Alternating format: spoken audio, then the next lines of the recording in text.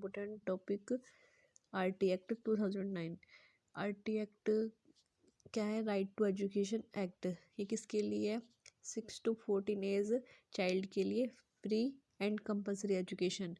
ठीक है, ये आर्टिकल 21A में है। ठीक है, और इंडिया है वो 135th कंट्री है जो इसको अपनाया था, इम्प्लीमेंट किया था आरटी एक्ट पे। ऑब्जेक्टिव एम क्या थे? इसके ऑब्जेक्टिव क्या थे? क्या प्रोवाइड करना, free and compulsory education provide करना। कितने साल के बच्चों के लिए? 6 से 14 साल के लिए। ठीक है, कौन सा संविधान संशोधन में था ये संविधान संशोधन 86। ठीक है, 86वां संविधान संशोधन, जिसमें आरटी एक्ट 2009 को बताया गया था।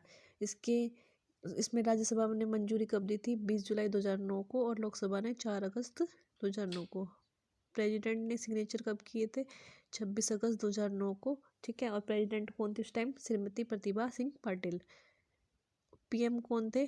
श्री मनमोहन सिंह। और एचआरडी मिनिस्टर है वो कौन थे? कपिल सिब्बल। ठीक है, कौन से सेक्शन में? 38 सेक्शन में। चैप्टर कौन सा? 7th। चैप्टर कितने हैं? 7 चैप्टर हैं ये, 7th नहीं 7 चैप्टर हैं। और एक इसके अंदर क्या है? शेड्यूल है, अनुसूची है। ठीक है, और इम्प्लीमेंट ऑल ओवर इंडिया, पूरी इंडिया में कब इसको अपनाया गया? 1 अप्रैल 2010 को। किसको छोड़ के? जम्मू और कश्मीर को छोड़ के इसको अपनाया गया। दोबारा से रिवाइज करते हैं। आरटी एक्ट क्या है? Right to education act. कब आया? 2009 में आया। ठीक है, अपनाया गया 2010 में, लेकिन ये 2009 में आ चुका था। आर्टिकल 21A में इसको इंक्लूड किया गया, और जो इंडिया वो 135वां देश बना जिसने इसको अपनाया।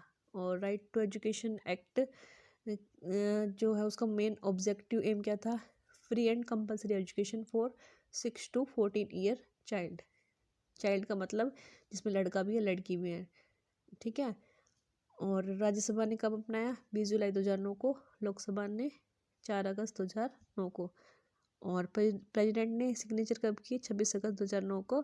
और उस टाइम प्रेसिडेंट कौन थी? श्रीमती प्रतिभा सिंह पाटिल। और पीएम कौन थे? श्री मनमोहन सिंह। और एचआरडी मिनिस्टर कौन थे? मानव संसाधन मंत्री कौन थे? कपिल सिब्बल। सेक्शन कितने हैं इसके अंदर? 38। और चैप्टर कितने हैं? 7 चैप्टर है। और शेड्यूल और अनुसूची कितनी है? 1। और इम्प्लीमेंट ऑल ओवर इंडिया 1 अप्रैल 2010। 1 अप्रैल 2010 को अपनाया गया, जम्मू और कश्मीर को छोड़कर। 6 to 14 नॉर्मल चाइल्ड के लिए, चाहे लड़का हो चाहे लड़की हो, लेकिन जो डिसेबल चाइल्ड है उसके लिए एज कितनी है? 6 to 18 ईयर। ये क्वेश्चन आ चुका है कई बार कि डिसेबल चाइल्ड के लिए राइट टू एजुकेशन एक्ट में एज कितनी है? तो 6 to 18। अब इसके अंदर जो चैप्टर हैं वो कितने बताए थे मैंने? चैप्टर कितने? 7 चैप्टर है। ठीक है, और सेक्शन उसके अंदर कितने? 38। और इनके अंदर जो चैप्टर्स हैं उसके अंदर जो चाइल्ड है उसकी राइट्स के बारे में बताया गया है। ठीक है, तो जो चैप्टर 4th है वो सबसे लंबा है, और जो चैप्टर 1st है वो सबसे छोटा चैप्टर माना जाता है।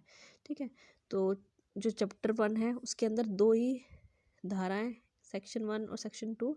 और सेक्शन 1 है section name of act right of children. उसने जो सेक्शन 1 है उसने किसको इंक्लूड किया? Free and compulsory education act को क्या क्या इंक्लूड किया? उसके नाम को।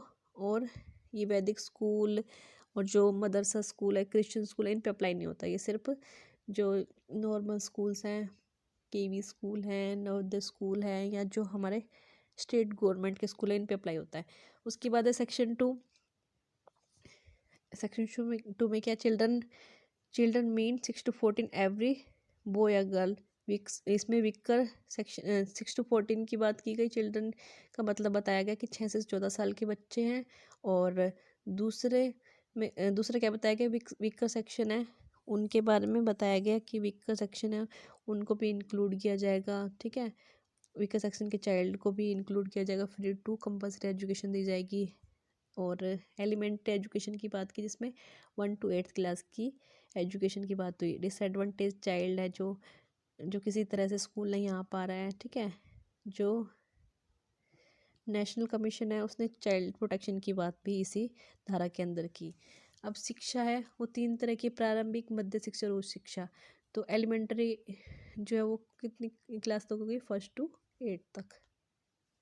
नेक्स्ट है चैप्टर सेकंड, आर्टिकल 3 to 5 इसमें इंक्लूड है चैप्टर सेकंड में, ठीक है।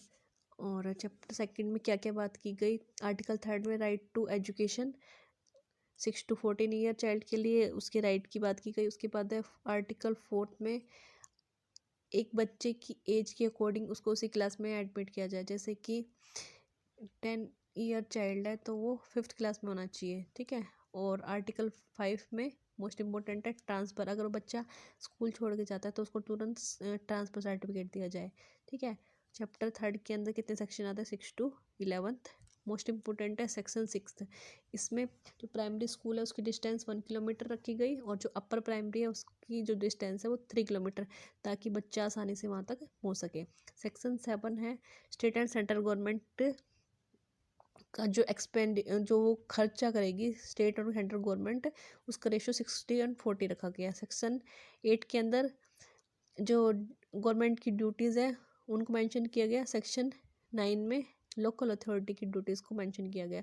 सेक्शन 10 में पेरेंट्स एंड गार्जियन की ड्यूटी को मेंशन किया गया। और सेक्शन 11 में प्रोविज़न फॉर ओपन आंगनवाड़ी खोलने के लिए क्या दिया गया, संशोधन किया गया कि भाई वो आंगनवाड़ी खोल सकते हैं अलग अलग जगह पे, ठीक है।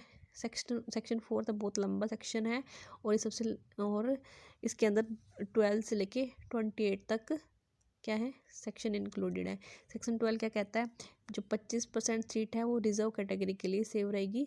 और सेक्शन 13 क्या कहता है, no fees no screening test, ना तो कोई एडमिशन फ़ीस ली जाएगी, ना ही किसी भी तरह का बच्चे का एंट्रेंस एग्ज़ाम लिया जाएगा, ना उसके पेरेंट्स का कोई एग्ज़ाम क्या किसी भी तरह का इंटरव्यू एग्ज़ाम जो भी है नहीं लिया जाएगा।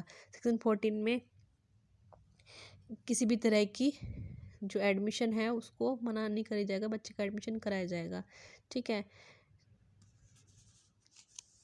सेक्शन 16 में क्या है, ND मतलब नो डिडक्शन पॉलिसी, कोई भी फेल बच्चा नहीं किया जाएगा। अगर वो बहुत ही ज़्यादा वीक है पढ़ाई में तो उसको फेल कर सकते हैं, लेकिन वो खुद फेल नहीं कर सकते, स्टेट गवर्नमेंट की जो है उसकी सलाह से उसको फेल किया जा सकता है। सेक्शन 17 में name of child note deducted, जो चाइल्ड है वो जब तक स्कूल में पढ़ रहा है तब तक उसका नाम नहीं काटा जाएगा, ठीक है। सेक्शन 18 में no school run without affiliation, बिना किसी जब तक स्कूल को मान्यता प्राप्त नहीं होगी तो स्कूल नहीं चल सकता। सेक्शन 19 में school standard and norms, school के स्टैंडर्ड और उसके नॉर्म्स की बात की गई, ठीक है। किस तरह से मतलब क्या क्या उसको फॉलो करना पड़ेगा वो सब उसमें बात की गई। सेक्शन 20 में पावर ऑफ गवर्नमेंट की बात की गई। सेक्शन 21 में provision for constitution of SMC मतलब स्कूल मैनेजमेंट कमेटी बना सकता है स्कूल, ठीक है, तो उसको मान्यता मिली गई। उसके बाद section 20 school management development committee section 22 में वो बना सकता है, ठीक है। सेक्शन 24 में ड्यूटी मेंशन की गई किसकी, टीचर्स की। सेक्शन 25 मोस्ट इम्पोर्टेंट है, जिसमें स्टूडेंट टीचर का रेशियो डिसाइड किया गया कि जो प्राइमरी लेवल है उसमें जो स्टूडेंट है 30 स्टूडेंट पे एक टीचर रहेगा, अपर प्राइमरी में 35 पे एक टीचर रहेगा, ठीक है। और अगर स्कूल में 200 स्टूडेंट है तो उसके ऊपर क्या होगा, 5 टीचर होंगे और एक प्रिंसिपल होगा। और जो वर्किंग डे है कितना होगा, 200 डेज होगा प्राइमरी लेवल में, और अपर प्राइमरी लेवल में 220 डेज होगा, ठीक है। वर्किंग आवर कितने होंगे, 800 for primary level and 1000 hour for upper primary level, ठीक है। और 45 आवर इसके लिए होगा, एक वीक के लिए होगा, इसमें उसके प्रिपरेशन आवर भी इंक्लूडेड है। Section 26 any school can not have more than 10% post vacant, किसी भी स्कूल में 10% से ज़्यादा पोस्ट वैकेंट नहीं रह सकती हैं, ठीक है। सेक्शन 27 में क्या बताया गया, teacher can not put duty in any work other than, उसकी जो ड्यूटी है टीचर की वो इलेक्शन वर्क या जनगणना के अलावा और कहीं नहीं लगाई जाएगी, ठीक है। और सेक्शन 28 में मोस्ट इम्पोर्टेंट है ban on private tuition bye teachers, किसी भी तरह की प्राइवेट ट्यूशन जो टीचर है वो नहीं देगा, अगर वो गवर्नमेंट सर्विस दे रहा है, ठीक है, तो वो ट्यूशन नहीं दे सकता। नेक्स्ट है चैप्टर 5 सेक्शन, जिसमें 29 से लेके चैप्टर 5 सेक्शन 29 to 30, इसमें दो ही क्या है सेक्शन है। इसमें सिलेबस बताया गया एलिमेंट्री एजुकेशन और इवैल्यूएशन का। उसके बाद है सेक्शन 30 चाइल्ड की जो रिपोर्ट है, लर्निंग रिकॉर्ड है, उसको इसमें मेंशन किया गया। नेक्स्ट चैप्टर है चैप्टर 6 31 to 34 सेक्शन।